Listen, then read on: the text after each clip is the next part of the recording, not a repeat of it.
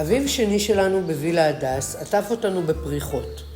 כל יום הביא איתו גילויים חדשים בגינה, עם אין סוף צבעים וריחות.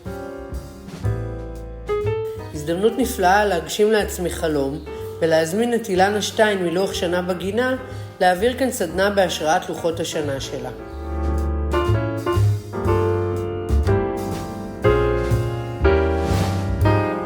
נרשמו ובאו קבוצה של נשים שיודעות לעצור ולהריח את הורדים.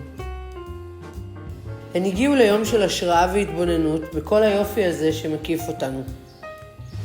את הבוקר פתחנו כשביד אחת קוקטייל ובשנייה עפרונות ומכחולים.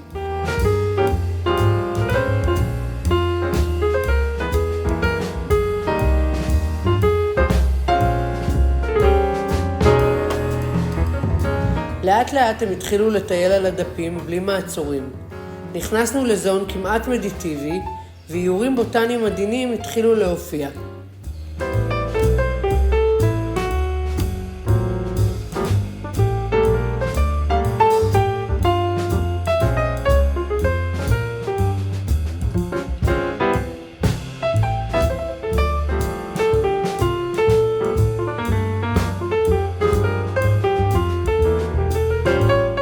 בחלק השני של היום המשכנו לסדנת שתילת גן ירק קיצית, שאילנה שיתפה בה את כל סודות ההצלחה לפי עקרונות הפארמקולצ'ר.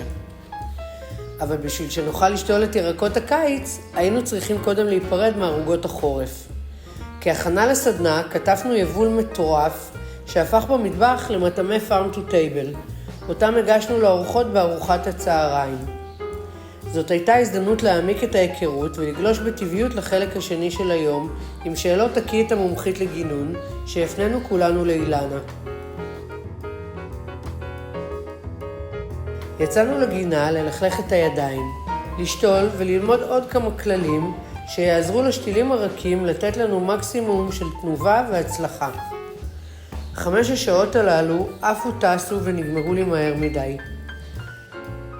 הסדנה תישאר כזיכרון מתוק, והירקות ששתלנו יעשירו את המטבח שלנו לאורך כל הקיץ.